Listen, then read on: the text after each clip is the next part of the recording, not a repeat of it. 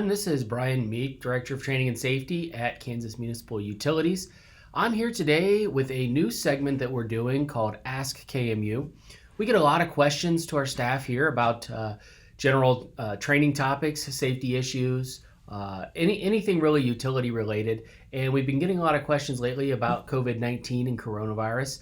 And I wanted to share one of these questions and some of the research that we've done to maybe help clarify a few things and at least explain what we found. So we were asked the question about safety with coronavirus and transmission and whether coronavirus could be transmitted via cigarette smoke or vaping. And I thought this was a really good question. And although we aren't medical experts, we all run into this, whether we're in a meeting, at a pre-job brief meeting outside, or whether we're sitting in our car or whatever we're doing where other people may be smoking and you can smell that smoke and you wonder, well, is it possible that the coronavirus is being transmitted to me via that smoke? So I did a little bit of research. Little disclaimer here. Again, we're not medical professionals. This is just the research that we found and something that I wanted to pass on to you guys, our members, just to help you make the right decision when it comes to safety and any policies that you may want to create. So first thing to think about is about 16.1% of the U.S. population right now are smokers. And in Kansas, that number is a little higher. It's 17.4%. So about 17.4% of Kansans are smokers. Now, how does smoking affect your ability to transmit the virus? The first thing that I came across was people who are smokers may be more at risk not only to suffering issues with their lungs and health issues if they actually do contract coronavirus, but they may actually be at a slightly higher risk to actually contract coronavirus itself.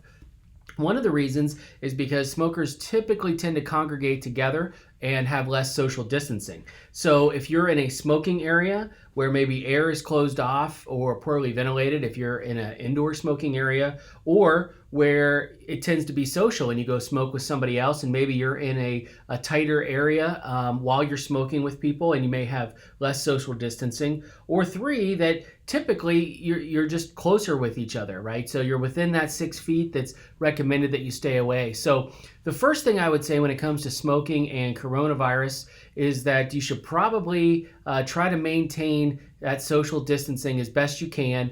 And if you're out in a smoking area, or you make the smoking areas larger, or limit the amount of people that are in a smoking area at one time, or something like that, but be educated that you do want to maintain that social distancing even while you're smoking.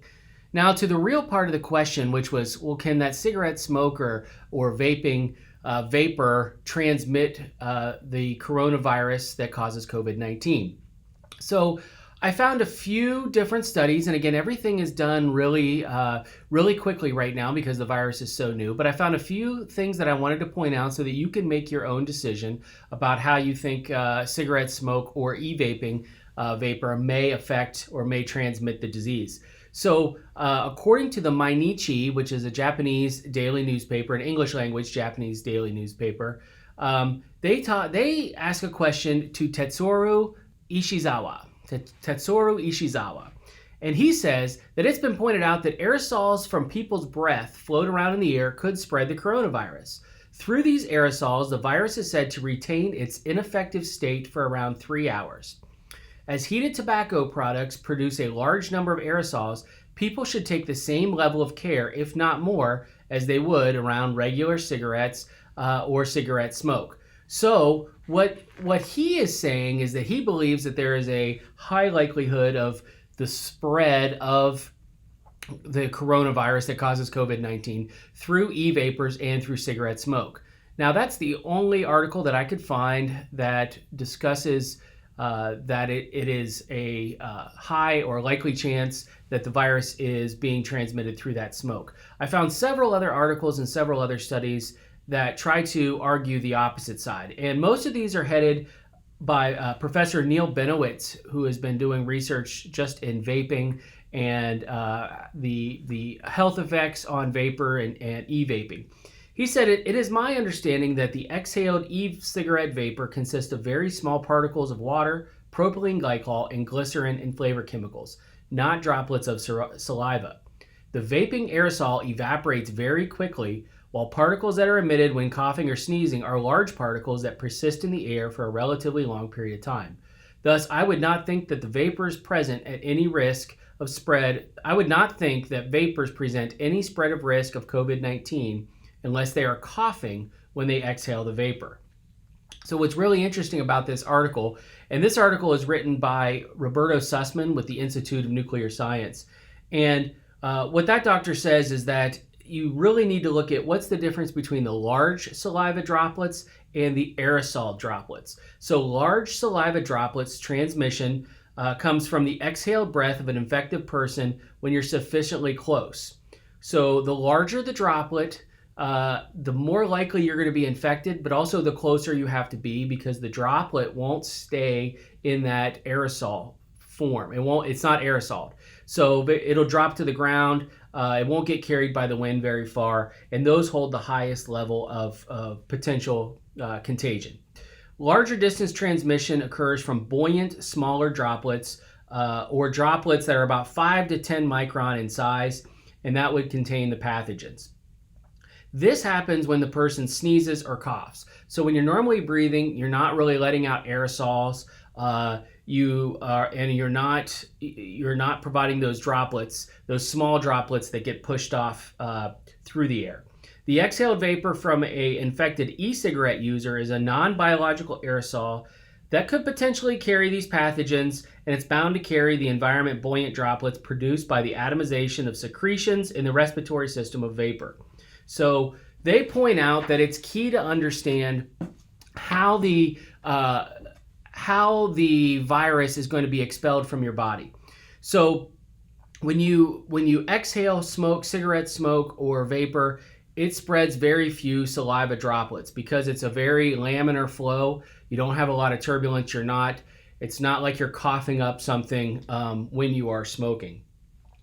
Contrast that to sneezing, which is very rapid, multi-phase, explosive, turbulent flow, right? So you're going to have a very explosive flow, and it can spread up to millions of droplets that typically fall on the ground within 6 feet, but some of those droplets are aerosoled and carry on. So the flow with exhaled vapor or smoke is comparable to that of gentle air blowing or mouth breathing.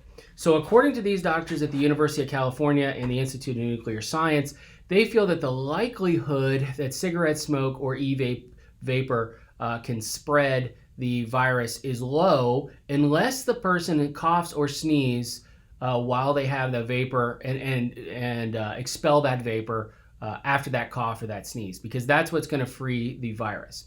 Now, with all of that being said, it's really up to you on how conservative you're going to be. I personally would attempt to stay down or upwind of anybody that is smoking or vaping, and at all costs maintain that social distancing of 6 feet, because no matter what, even looking at these studies, if you're within 6 feet, you're going to be in the line of fire for those larger droplets.